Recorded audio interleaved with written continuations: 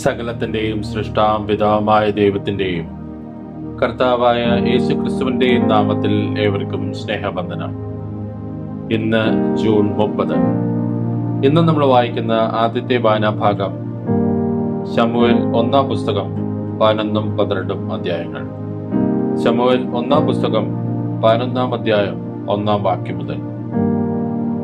അനന്തരം അമോന്യനായ നാഹാസ് പുറപ്പെട്ടു വന്ന് ഗിലെയാദിലെ യാബേസിന് നേരെ പാളയമിറങ്ങി.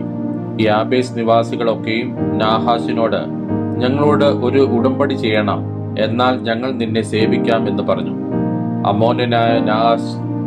അമോന്യനായ നാഹാസ് അവരോട്, നിങ്ങളുടെ വലം കൊണ്ടൊക്കെയും ചൂഴ്ന്നെടുക്കുകയും എല്ലാ ഇസ്രായേലിന്മേലും ഈ നിന്ദ വരുത്തുകയും ചെയ്യുമെന്നുള്ള സമ്മതത്തിന്മേൽ ഞാൻ നിങ്ങളോട് ഉടമ്പടി ചെയ്യാമെന്ന് പറഞ്ഞു.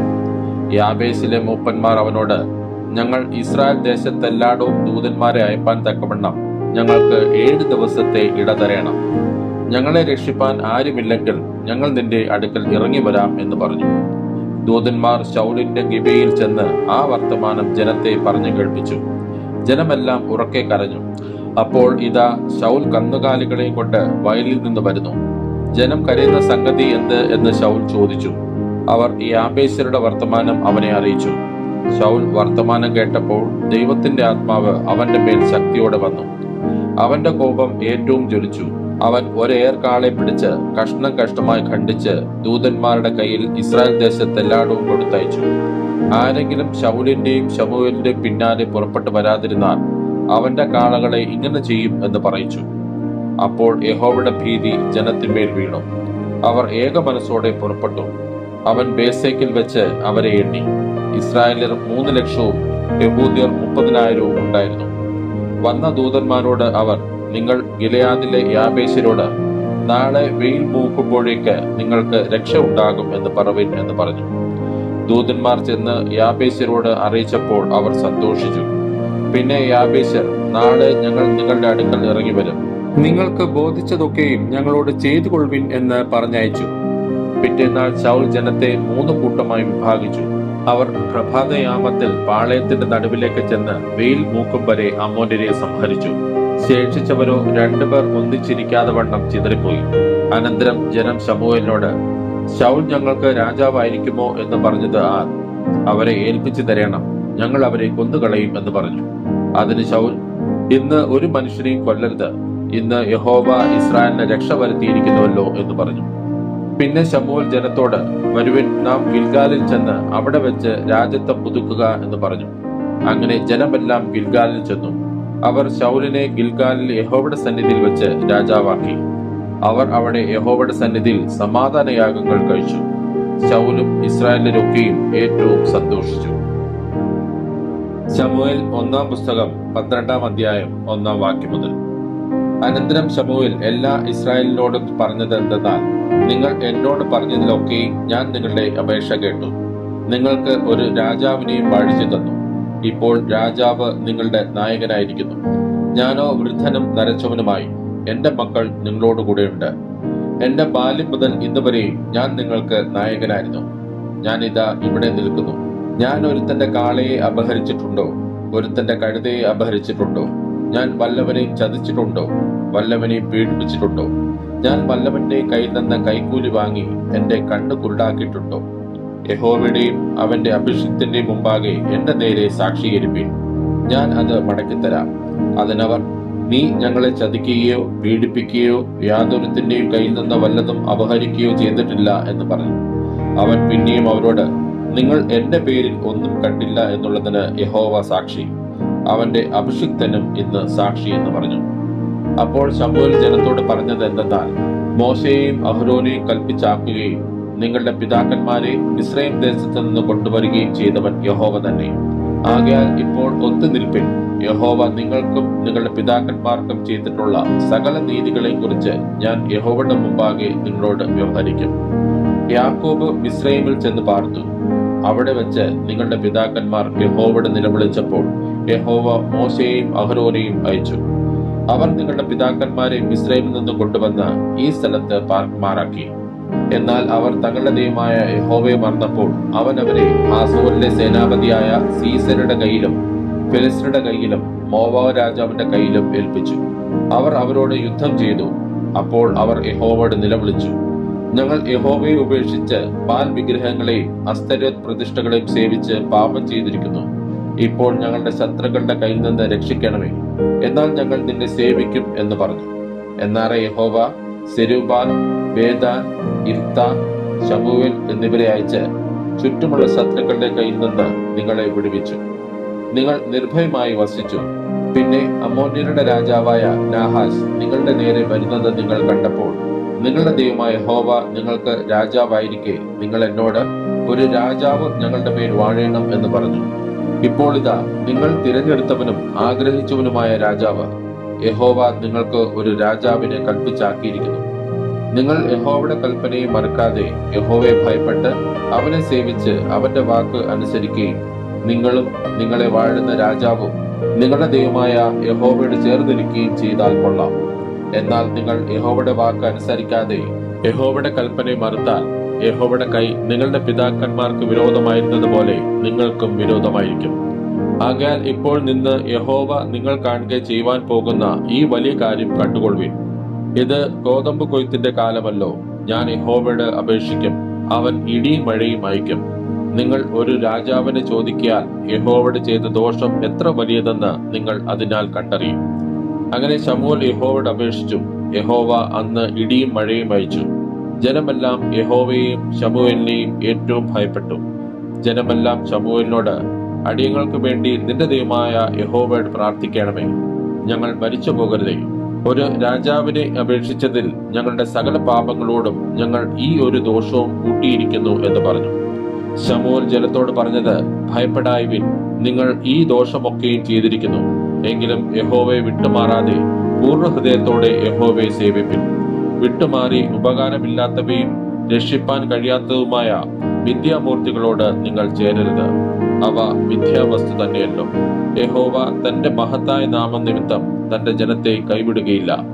നിങ്ങളെ തന്റെ ജനമാക്കിക്കൊള്ളുവാൻ യഹോവയ്ക്ക് ഇഷ്ടം തോന്നിയിരിക്കുന്നു. ഞാനോ നിങ്ങൾക്ക് വേണ്ടി പ്രാർത്ഥിക്കാതിരുന്നതിനാൽ യഹോവയോട് പാപം ചെയ്യുവാൻ ഇടവരരുതേ. ഞാൻ നിങ്ങൾക്ക് നല്ലതും ചൊവ്വുള്ളതുമായ വഴി ഉപദേശിക്കും. യഹോവയെ ഭയപ്പെട്ട് പൂർണ്ണ ഹൃദയത്തോടും പരമാർത്ഥതയോടും കൂടെ സേവിക്കുക മാത്രം ചെയ്യുവിൻ. അവൻ നിങ്ങൾക്ക് എത്ര വലിയ കാര്യം ചെയ്തിരിക്കുന്നു എന്ന് ഓർത്തുകൊള്ളുവിൻ. എന്നാൽ നിങ്ങൾ ഇനിയും ദോഷം ചെയ്താൽ നിങ്ങളും നിങ്ങളുടെ രാജാവും നശിച്ചു പോകും. ഇന്ന് നമ്മൾ വായിക്കുന്ന രണ്ടാമത്തെ വായനാഭാഗം യെശയ്യാ പ്രവാചകന്റെ പുസ്തകം 55-ാം അധ്യായം.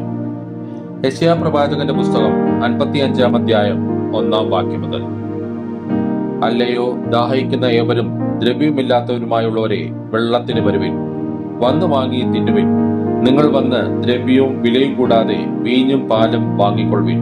അപ്പമല്ലാത്തതിന് ദ്രവ്യവും തൃപ്തി വരാത്തതിന് നിങ്ങളുടെ പ്രയത്നഫലവും ചെലവിടുന്നതെന്തിന്? എന്റെ വാക്ക് ശ്രദ്ധിച്ചു കേട്ട് നന്മ അനുഭവിപ്പിൻ. പുഷ്ടഭോജനം കഴിച്ച് മോദിച്ചു കൊള്ളുവിൻ. നിങ്ങൾ ചെവി ചായച്ച് എന്റെ അടുക്കൽ വരുവിൻ. നിങ്ങൾക്ക് ജീവനുണ്ടാകേണ്ടതിന് കേട്ടുകൊള്ളുവിൻ. ദാവീദിന്റെ നിശ്ചല കൃപകൾ എന്ന ഒരു ശാശ്വത നിയമം ഞാൻ നിങ്ങളോട് ചെയ്യും. ഞാൻ അവനെ ജാതികൾക്ക് സാക്ഷിയും വംശങ്ങൾക്ക് പ്രഭുവും അധിപതിയും ആക്കിയിരിക്കുന്നു. നീ അറിയാത്ത ഒരു ജാതിയെ നീ വിളിക്കും. നിന്നെ അറിയാത്ത ഒരു ജാതി നിന്റെ ദൈവമായ യഹോവ നിമിത്തവും ഇസ്രായേലിന്റെ പരിശുദ്ധ നിമിത്തവും അവൻ നിന്നെ മഹത്വപ്പെടുത്തിയിരിക്കാൻ തന്നെ നിന്റെ അടുക്കൽ ഓടിവരും. യഹോവയെ കണ്ടെത്താകുന്ന സമയത്ത് അവനെ അന്വേഷിപ്പിൻ. അവൻ അടുത്തിരിക്കുമ്പോൾ അവനെ വിളിച്ചപേക്ഷിപ്പിൻ. ദുഷ്ടൻ തന്റെ വഴിയെയും നീതികെട്ടവൻ തന്റെ വിചാരങ്ങളെയും ഉപേക്ഷിച്ച് യഹോവയെങ്കിലേക്ക് തിരിയട്ടെ. അവൻ അവനോട് കരുണ കാണിക്കും. നമ്മുടെ ദൈവത്തെങ്കിലേക്ക് തിരിയട്ടെ. അവൻ ധാരാളം ക്ഷമിക്കും. എന്റെ വിചാരങ്ങൾ നിങ്ങളുടെ വിചാരങ്ങളല്ല, നിങ്ങളുടെ വഴികൾ എന്റെ വഴികളുമല്ല എന്ന് യഹോവ അരുളിച്ചെയ്യുന്നു. ആകാശം ഭൂമിക്ക് മീതെ ഉയർന്നിരിക്കുന്നത് പോലെ എന്റെ വഴികൾ നിങ്ങളുടെ വഴികളിലും എന്റെ വിചാരങ്ങൾ നിങ്ങളുടെ വിചാരങ്ങളിലും ഉയർന്നിരിക്കുന്നു. മഴയും ഹിമവും ആകാശത്ത് നിന്ന് പെയ്യുകയും അവിടേക്ക് മടങ്ങാതെ വിതപ്പാൻ വിത്തും തിന്മാൻ ആഹാരവും നൽകത്തക്കവണ്ണം ഭൂമിയെ നനച്ച് ഫലവത്താക്കി വിളയിക്കുന്നത് പോലെ എന്റെ വായിൽ നിന്ന് പുറപ്പെടുന്ന എന്റെ വചനം ആയിരിക്കും. അത് വെറുതെ എന്റെ അടുക്കിലേക്ക് മടങ്ങി വരാതെ എനിക്ക് ഇഷ്ടമുള്ളത് നിവർത്തിക്കുകയും ഞാൻ അയച്ച കാര്യം സാധിപ്പിക്കുകയും ചെയ്യും. നിങ്ങൾ സന്തോഷത്തോടെ പുറപ്പെടും, സമാധാനത്തോടെ നിങ്ങളെ പറഞ്ഞയക്കും. മലകളും കുന്നുകളും നിങ്ങളുടെ മുമ്പിൽ പൊട്ടിയാർക്കും. ദേശത്തിലെ സകല വൃക്ഷങ്ങളും കൈകൊട്ടും.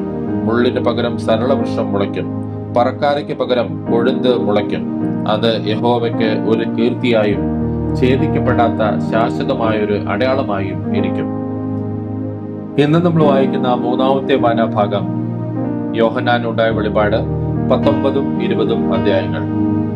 യോഹന്നാനുണ്ടായ വെളിപാട് 19-ാം അധ്യായം 1-ാം വാക്യം മുതൽ.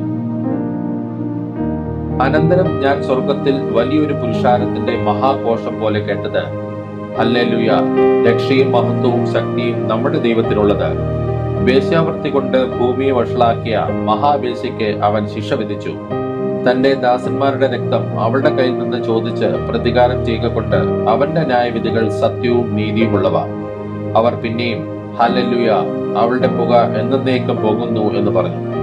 24 മൂപ്പന്മാരും 4 ജീവികളും ആമേൻ ഹല്ലേലൂയ എന്ന് പറഞ്ഞ് സിംഹാസനത്തിലിരിക്കുന്ന ദൈവത്തെ വീണ് നമസ്കരിച്ചു. നമ്മുടെ ദൈവത്തിന്റെ സകല ദാസന്മാരും ഭക്തന്മാരുമായി ചെറിയവരും വലിയവരും ആയുള്ളവരെ അവനെ വാഴ്ത്തുവിൻ എന്ന് പറയുന്നൊരു ശബ്ദം സിംഹാസനത്തിൽ നിന്ന് പുറപ്പെട്ടു. അപ്പോൾ വലിയ പുരുഷാരത്തിന്റെ ഘോഷം പോലെയും പെരുവെള്ളത്തിന്റെ ഇരച്ചിൽ പോലെയും തകർത്ത ഇടിമുഴക്കം പോലെയും ഞാൻ കേട്ടത്, ഹല്ലേലൂയ, സർവശക്തിയുള്ള നമ്മുടെ ദൈവമായ കർത്താവ് രാജത്വം ഏറ്റിരിക്കുന്നു. നാം സന്തോഷിച്ച് ഉല്ലസിച്ച് അവന് മഹത്വം കൊടുക്കുക. കുഞ്ഞാടിന്റെ കല്യാണം വന്നുവല്ലോ, അവന്റെ കാന്തിയും തന്നെത്താൻ ഒരുക്കിയിരിക്കുന്നു.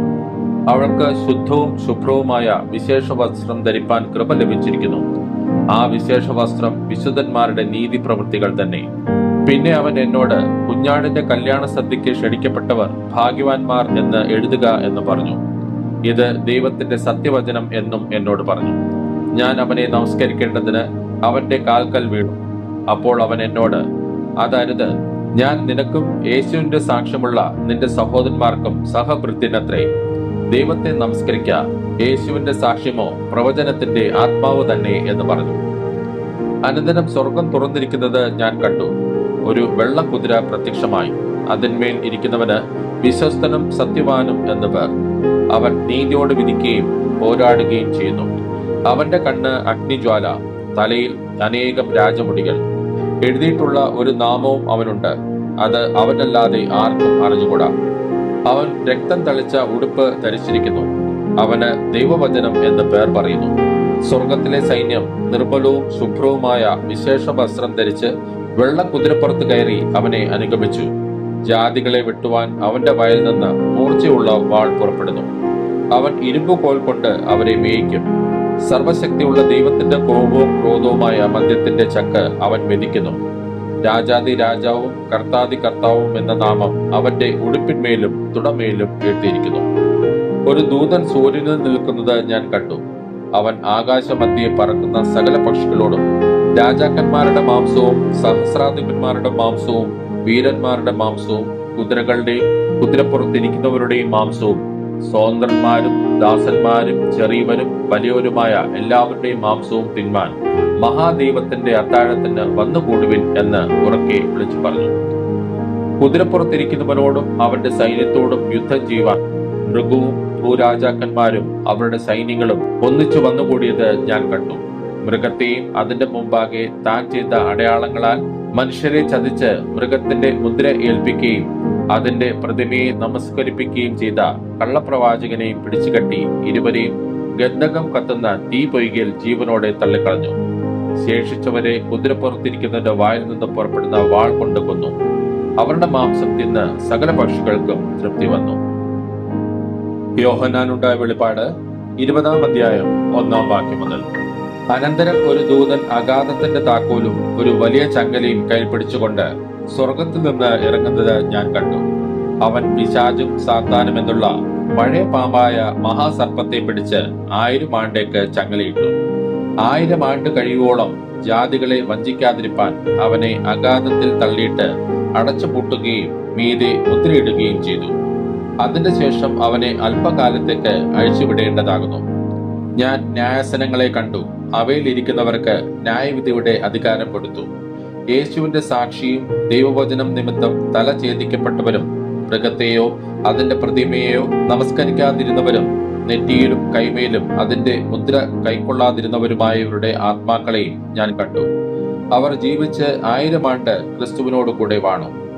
മരിച്ചവരിൽ ശേഷമുള്ളവർ 1000 ആണ്ട് കഴിയുവോളം ജീവിച്ചില്ല. ഇത് ഒന്നാമത്തെ പുനരുത്ഥാനം. ഒന്നാമത്തെ പുനരുത്ഥാനത്തിൽ പങ്കുള്ളവൻ ഭാഗ്യവാനും വിശുദ്ധനുമാകുന്നു. അവരുടെ മേൽ രണ്ടാം മരണത്തിന് അധികാരമില്ല. അവർ ദൈവത്തിനും ക്രിസ്തുവിനും പുരോഹിതന്മാരായി ക്രിസ്തുവിനോടുകൂടെ 1000 ആണ്ട് വാഴും. 1000 ആണ്ട് കഴിയുമ്പോഴോ സാത്താനെ തടവിൽ നിന്ന് അഴിച്ചുവിടും. അവൻ ഭൂമിയുടെ 4 ദിക്കിലുമുള്ള ജാതികളായി സംഖ്യയിൽ കടൽപ്പുറത്തെ മണൽ പോലെയുള്ള ഗോഗ് മാഗോഗ് എന്നിവരെ യുദ്ധത്തിനായി കൂട്ടിച്ചേർക്കേണ്ടതിന് വശീകരിപ്പാൻ പുറപ്പെടും. അവർ ഭൂമിയിൽ പരക്കെ ചെന്ന് വിശുദ്ധന്മാരുടെ പാളയത്തെയും പ്രിയ നഗരത്തെയും വളയും. എന്നാൽ ആകാശത്തു നിന്ന് തീ ഇറങ്ങി അവരെ ദഹിപ്പിച്ചു കളയും. അവരെ വഞ്ചിച്ച പിശാചിനെ മൃഗവും കള്ളപ്രവാചകനും കിടക്കുന്ന ഗന്ധക തീ പൊയ്കയിലേക്ക് തള്ളിയിടും. അവർ എന്നേക്കും രാപകൽ ദണ്ഡനം സഹിക്കേണ്ടി വരും. ഞാൻ വലിയൊരു വെള്ള സിംഹാസനവും അതിൽ ഒരുത്തൻ ഇരിക്കുന്നതും കണ്ടു. അവന്റെ സന്നിധിയിൽ നിന്ന് ഭൂമിയും ആകാശവും ഓടിപ്പോയി, അവയെ പിന്നെ കണ്ടില്ല. മരിച്ചവർ ആബാലവൃദ്ധം സിംഹാസനത്തിന് മുമ്പിൽ നിൽക്കുന്നതും കണ്ടു. പുസ്തകങ്ങൾ തുറന്നു. ജീവന്റെ പുസ്തകം എന്ന മറ്റൊരു പുസ്തകവും തുറന്നു. പുസ്തകങ്ങളിൽ എഴുതിയിരുന്നതിന് ഒത്തവണ്ണം മരിച്ചവർക്ക് അവരുടെ പ്രവൃത്തികൾക്കടുത്ത ന്യായവിധി ഉണ്ടായി. സമുദ്രം തന്നിലുള്ള മരിച്ചവരെ ഏൽപ്പിച്ചു കൊടുത്തു. മരണവും പാതാളവും തങ്ങളിലുള്ള മരിച്ചവരെ ഏൽപ്പിച്ചു കൊടുത്തു. ഓരോരുത്തരും അവനവന്റെ പ്രവൃത്തികൾക്കടുത്ത വിധി ഉണ്ടായി. മരണത്തെയും പാതാളത്തെയും തീ പൊയ്കയിൽ തള്ളിയിട്ടു. ഈ തീ പൊയ്ക രണ്ടാമത്തെ മരണം. ജീവപുസ്തകത്തിൽ പേരെഴുതി കാണാത്ത ഏവനെയും തീ പൊയ്കയിൽ തള്ളിയിടും. ഇന്ന് നമ്മൾ വായിച്ചു കേട്ട ഈ വേദഭാഗങ്ങളാൽ പിതാവായ ദൈവത്തിൽ നിന്നും കർത്താവായ ക്രിസ്തുയേശുവിൽ നിന്നും ഏവർക്കും കൃപയും കനിവും സമാധാനവും ഉണ്ടാകട്ടെ. ആമേൻ.